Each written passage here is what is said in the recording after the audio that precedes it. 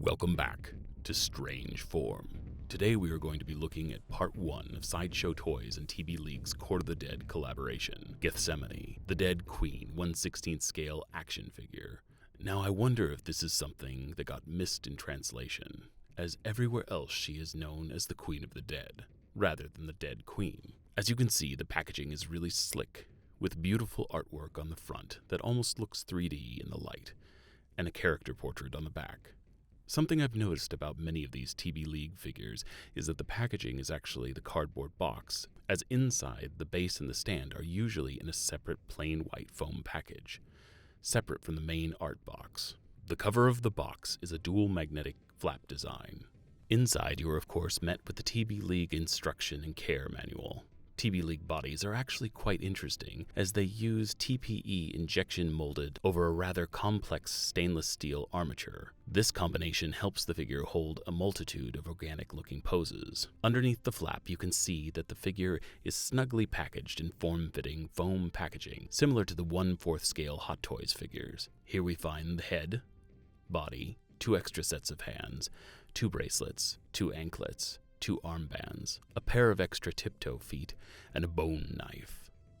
The bone crown and minions and display are all in the separate plain packaging. From their fantasy figures to these Court of the Dead offerings, I am always impressed with the quality of TBleague's packaging, especially because most of these retail for far under $200. Now, before you either incessantly start yelling the word boobs at the screen, or clutch your pearls and begin literally shaking and screeching like so much Donald Sutherland at the end of Invasion of the Body Snatchers, know that Gethsemoni is a shameless, old-school Conan the Barbarian / heavy metal temptress fertility goddess trope, harkening back to the 1970s and 80s rock album covers and Dungeons & Dragons van art. So she and Kier are well suited for TBleague's stock bodies, if a little more voluptuous than Sideshow's original character design. From the twisted minions to the hip bone crown, the large tattoo on the back, and the skeletal metal hands holding her cleavage together, everything about this figure screams slow-rising death metal intro. So I had one of 2 ways to go with this episode,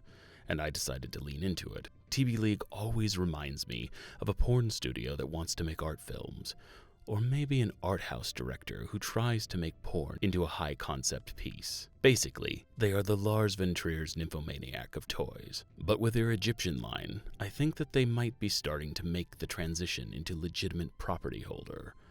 I really would like to see them branch out into some more average proportioned characters, as there are more than a few collectors who instantly swap out their Hot Toys stock bodies for the Fiken counterparts. I'm actually surprised that Hot Toys hasn't already partnered with them on a few fan favorites, such as Wonder Woman, Harley Quinn, or the Terminator.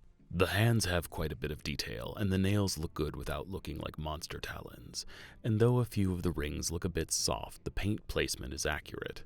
And the bracelet paint accuracy is incredible considering the size. The bone knife has good weathering and manages to not look plasticky. The minions are actually fairly detailed for their size, and the paint applications are good. However, for that detail, there is a price to pay, as the figures appear to be cast in some sort of ceramic, which is extremely breakable, meaning just the figure falling over on the table could be enough to break the fingers off. And the tall one, who was missing the tip of his finger out of the box, does not want to stand upright without some sort of support. I love the design of the skirt, bath towel, wrap, garment, but I wish that they ran bendy wire all the way around it instead of just on one long side. Since the hemline supports it on each side, I may run my own bendy wire in. The base is where I'm awestruck with almost every TBleague figure. Including the base is becoming a luxury item with most toy companies, or a lost art, and TBleague has really put a lot into these things. Contrast that with 3Zero's Malavestros,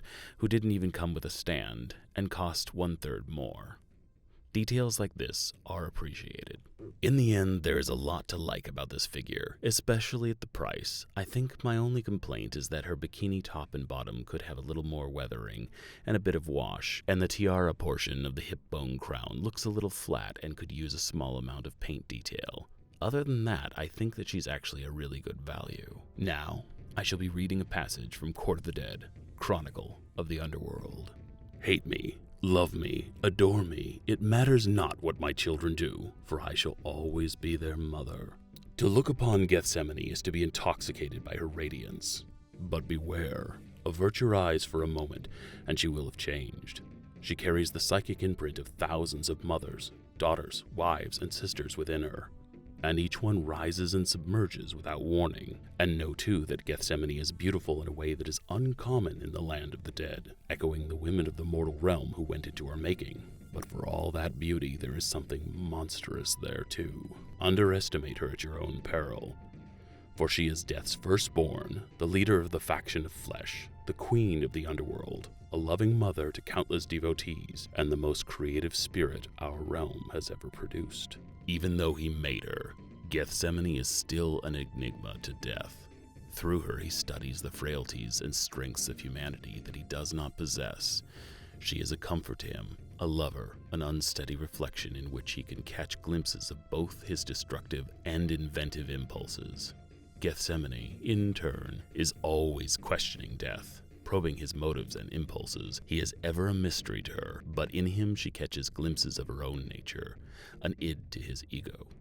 To Death, this is a welcome response, one he did not anticipate, but appreciates as the mark of a wholly autonomous being. This is not always the comfort it might be, as Gethsemoni herself is often in doubt as to what parts of her nature are purely her own, and what parts were placed there by Death. It is perhaps this quest that drives her mercurial behavior and underpins her constant pushing of boundaries, both philosophical and physical. When Death set about making his court, he knew his creations must be as different from himself as possible if they were to act as a counterweight to his impulses. His firstborn, Gethsemoni, is certainly that. Beautiful, mercurial, a lover of intrigues of all kinds. She is also the first and most accomplished practitioner of necromancy. Like a mother, she can wound or heal with a look, and possesses an uncanny ability to learn your innermost secrets with little effort. As the head of the faction of flesh, she is acknowledged as master of her craft, a necromancer of unequaled precision and nuance. This gives her a unique place in the underworld, as many consider flesh to be a portal through which even those who were never mortal can better understand humanity. Flesh is adaptable. It grows, changes, and can heal. So it is with Gethsemoni. She sees no contradiction in giving comfort with one hand while destroying with the other. She is the queen of the dead, a master of deception, a gentle mother, a wayward daughter, a walking contradiction who nonetheless moves with grace and dignity, full of self-confidence. Do not cross her, though, for you will never see the retaliatory sting until it is far too late.